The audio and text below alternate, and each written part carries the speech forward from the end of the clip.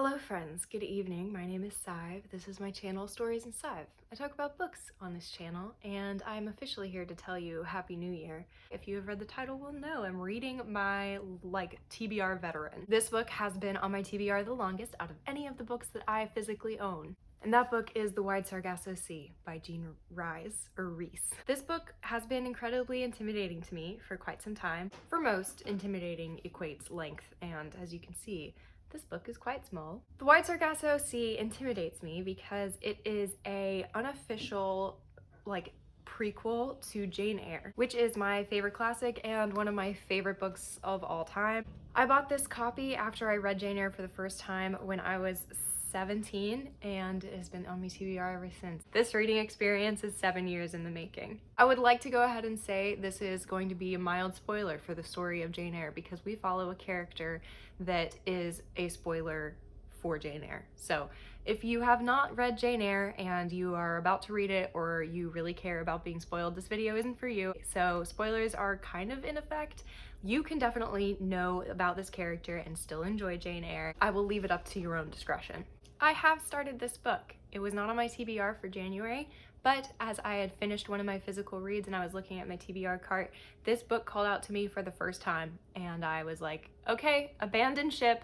We're going with this because this is the first time it has been even slightly intriguing to me, and I just went for it. The Wide Sargasso Sea follows Antoinette Causeway, and this is the story of Rochester's first wife, which he hides in the attic during the story of Jane Eyre, and she is revealed as this gothic element and twist at the end of Jane Eyre. This story is broken up into 3 parts, the first being Antoinette's childhood while living in the Caribbean. She's white, but she is raised around Caribbean culture, so she doesn't fit in the Caribbean Black community, and she doesn't fit in the English white community. She doesn't really have a home and a place of belonging, and this is exacerbated and especially highlighted by her mother's madness. Her mom is an extremely tortured soul. She wants to be alone. She has no desire for connection with her daughter. She basically comes from an incredibly difficult background. So that's the first part, and the second part is from Rochester's perspective as he basically is introduced to her, marries her, and begins living a life in the Caribbean. The third part is we switch back to Antoinette's perspective while she is in England with Rochester, and then the end of the book. So I mentioned these 3 parts to you, and look at how they are divided up. This first part is when Antoinette is a child living in the Caribbean. This second part, which is the bulk of the book, is Rochester in England. No, Rochester in the Caribbean, getting her and basically marrying her. And this 10-page part 3 is going to be Antoinette's perspective in England. And I'm incredibly disappointed by that. I wish that this was longer. Hopefully it will be potent and pack a punch. Hopefully it will break my heart. Essentially, I want to take you along with me and finally knock this beast off of my TBR. I'm very, very excited to finish it. Ironically, right now I'm actually not sitting down to read. I am going to a friend's for dinner. I am going to hopefully be reading on lunch breaks and maybe later in the week in the evening. Hopefully it won't take me too long to finish this. It is 190 pages long, and I think I can do it. So come along with me. I hope you enjoyed the video, and I'll see you in a little bit. Hi, I have a reading update for you. I have read a little more of The Wide Sargasso Sea, and I'm about a little over halfway. I got into Rochester's part, and he seems very passive in this action of marriage. He cares about Antoinette, definitely does not love her. She, however, is dependent upon him for, safety, money, wealth, power, prestige, and security in any way, based on the structure of any 18th century marriage. There's a certain style of writing that Jean has here, and it's quite choppy. It's very piecemealed together. It's not really my favorite writing style. She's oddly descriptive at parts and then really abrupt in others. It's hard to discern what is important. I am blessed with a annotated novel. This is a secondhand book, and when I bought it, it was like already annotated. So that's been helpful actually. I'm really glad that this copy is the one that I'm reading. I'm not like really loving the writing style, but I do love the story. Antoinette has a shady past. The people that she grew up around thought she was bad luck. And now that they are back in this area after their honeymoon and she's with Rochester, she's actually running into some of the people that she like knew in childhood and knew her in childhood. She can still tell that they have a prejudice against her. One thing I do think of note that I want to bring up in this little reading update for you is how much Antoinette needs Rochester and how little Rochester truly has invested in her. He got a bunch of money from her dowry, but other than that, now that they're married, she's basically served her use to him. I wanted to read to you this piece of dialogue that they have in like an intimate moment when it's just the two of them. If you wouldn't mind, just humor me. So this is Rochester's perspective. But at night, how different. Even her voice was changed. Always this talk of death. Is she trying to tell me that is the secret of this place? That there is no other way? She knows. She knows. Why did you make me want to live? Why did you do that to me?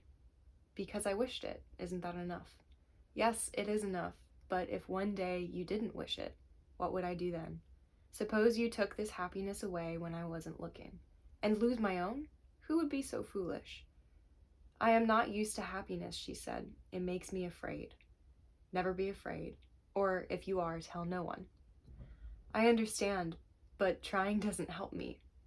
What would? She did not answer that.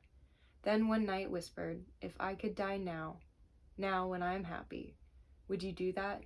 Would you have to kill me? Say die and I will die. You don't believe me? Then try. Say die and watch me die. I just find this dialogue between her of basically obsessing around her death. It's building Antoinette to be a character that I find extremely complicated and maybe unreliable. So I'm liking this a lot, I think. I mean, a lot is a stretch. I'm liking it. I definitely like want to keep reading, and I'm so pleased that this has actually intrigued me. So that's all I got for you. I'll see you in a bit.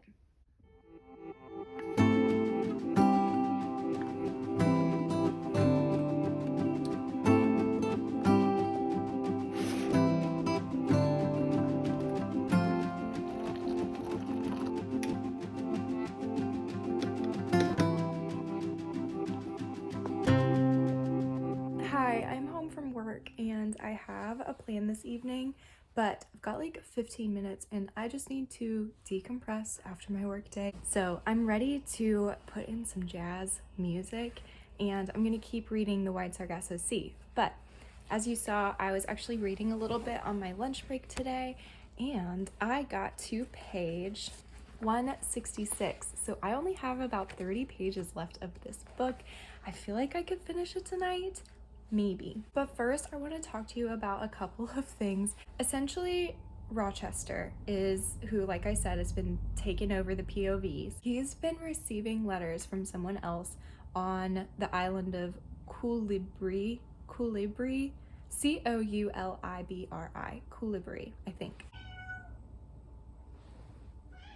Jared's outside working out in the carport and Banks can see him. I don't know what to do about him crying, y'all. I promise he's fine. Other thing that I think is worth pointing out is if you have read Jane Eyre, you will know the name of Rochester's first wife in that book is Bertha. This whole time, this character's name has been Antoinette Cosway. Halfway through Rochester's part, he starts to call her Bertha. No, like, explanation, just like addressing her as Bertha. And he does it a couple of times, and then she turns around and says, I literally cannot with him. I do not want to go get up. Jared. He's going crazy. Can you freaking hear your son? Yeah. Anyway, so he calls her Bertha again and she says, Bertha is not my name. You are trying to make me into something else, calling me by another name. Tears stream from her eyes. If my father, my real father, was alive, you would come back here in a hurry and he'd finish with you. If he was alive. Do you not know what you have done to me? It is not the girl. But I loved this place, and you have made it into a place I hate. I used to think if everything else went out of my life, I would still have this, and now you have spoiled it. It's just somewhere else where I have been unhappy, and all the other things are nothing to what has happened here. I hate it now like I hate you, and before I die, I will show you how much I hate you. This woman has been cast aside her whole life, and now, because of the interference of this other person in exposing her in the letters to Rochester, now her husband is doing the same. Except there was this sliver of hope at the beginning of the book where it talks about their new relationship and their new marriage and her sharing moving back to this island with him. And he was reluctant, and he's English, and he everything is too vibrant for him. He says that multiple times. He's like, everything is too stimulating, too saturated, too vibrant. It is absolutely heartbreaking to listen to her try and plead with this man to give him her love again, because she's already tasted it, she's already felt it, and now it's gone. There's a lot of themes of sexism against women and patriarchy that basically is just so systematically intertwined. There's this mindset that Rochester has that his abuse of her, he is abusive towards her, he beats her, and that his abuse towards her is something that she's brought on herself.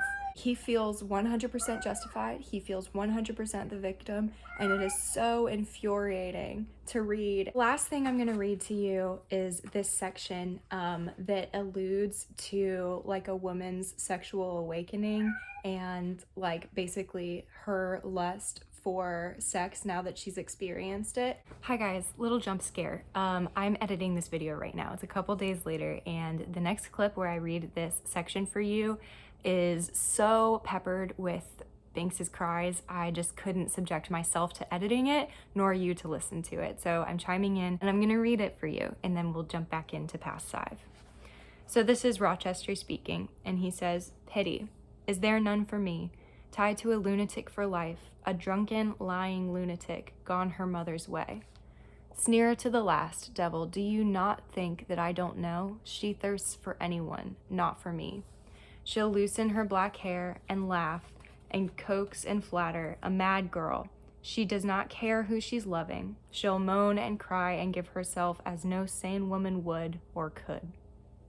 Like I mentioned, my copy, I'm gonna move this. My copy is annotated by someone else. It was a secondhand copy, so I have no idea who they are. But there's this little piece right here, and it says, talking about sex, she's lustful and he resents her for it. And I just think that that is another example of the theme of misogyny and sexism. There's this double expectation for women, and I feel like it still perpetuates in our culture, where sex, especially in this, evangelical English guy's mind, was something to be enjoyed by him but not by the woman. And any woman who enjoys sex is automatically sinning in some way. And he doesn't talk about God, but I just see it in his perspective of a Western culture coming to a different culture. And that's one of the things that he is so fixated on. His control of her is so important to him, and her sexual desires is not something that he can control, and therefore he resents. The book is, it's very good. It's making me think. It's making me care about these characters for sure. I feel that my view of Rochester is completely changing because of this book, and I saw him as this slow burn, reserved man who had Jane Eyre walk into his life and was completely upturned and undone in the most respectable, loving way possible. And now, this is obviously not written by Charlotte Bronte, but it's a perspective on a man that is labeled Rochester, but he could be any man in English society. And I think attributing him to a famous fictional character is kind of clever, because if she can make us feel this way and this hurt by a character that is so well loved in the Gothic romance literature community, then any man could behave like this, fictional or not, if curated and shaped and molded by the proper situations, cultural expectations, and socioeconomic status and all of that. Okay, I've been talking and now I need to go to the thing. I'm sure the next time I talk to you, I will be wrapping up this book, and I'm so excited to have it off of my TBR, even though it's ruining one of my first fictional boyfriends. Okay, that thing that I had to do didn't take that long. And so it's about 8:30 in the evening. I'm gonna sit down to read, and I'm pretty sure I can finish Wide Sargasso Sea tonight.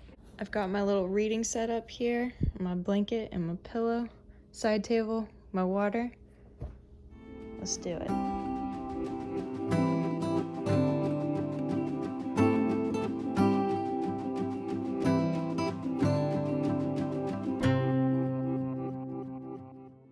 Hi, I'm chiming in to tell you with this very close-up that I am about to finish the book. I'm really wary going into this part because the ending of part 2 was them riding away from Coolibri. When they were riding away, it is an inner monologue, an inner thought process of Rochester about how happy he is to be leaving and how much he hates this place and the people there. He has kindled and grown the fire of Antoinette / Bertha's hatred for him because he hates her too. So I'm gonna read you one of the paragraphs as they are riding away. I hated the mountains and the hills, the rivers and the rain. I hated the sunsets of whatever color. I hated its beauty and its magic and the secrets I would never know. I hated its indifference and the cruelty which was part of its loveliness. Above all, I hated her, for she belonged to the magic and the loveliness. She had left me thirsty, and all my life would be thirst and longing for what I had lost before I had found.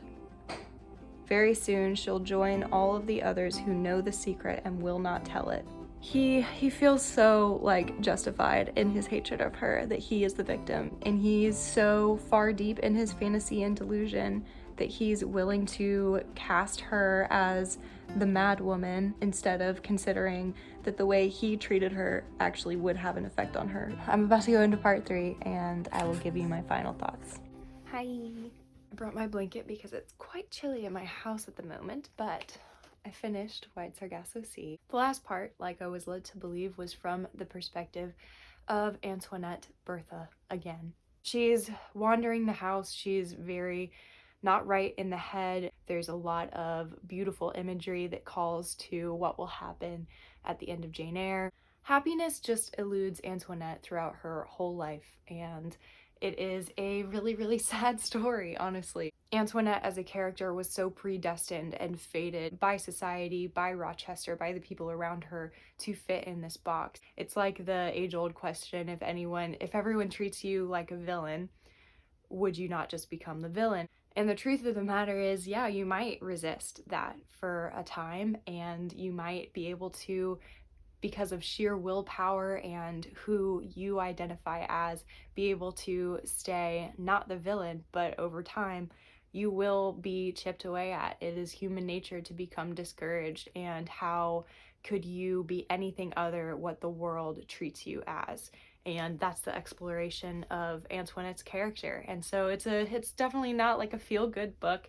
There's some beautiful writing in here. I read a few passages for you, and I have to say, ultimately, I really did enjoy this reading experience. I'm happy that I have had this on my TBR for as long as I did. I think if I had picked this up when I was 17, I might not have appreciated it as much as I do now that I have a few years under my belt as far as literary experience. I was not a reader in high school, and reading Dr. Jekyll and Mr. Hyde and Jane Eyre in a Gothic literature class in high school was the extent of my literature knowledge. Since then, I've reread Jane Eyre one time. This definitely makes me want to reread it a third time. So yeah, that's kind of all I've got for you for this video. I hope you enjoyed watching me conquer this unusually intimidating book, and I'm so happy to have finished this. I can't believe I actually did that. So I hope that you enjoyed the video and that it was fun and entertaining for you. I hope you learned something new. I hope that you pick up Jane Eyre because it truly is an amazing novel, and I love that book very much, nostalgia aside. If you like other bookish content like this, feel free to subscribe. I would love to have you.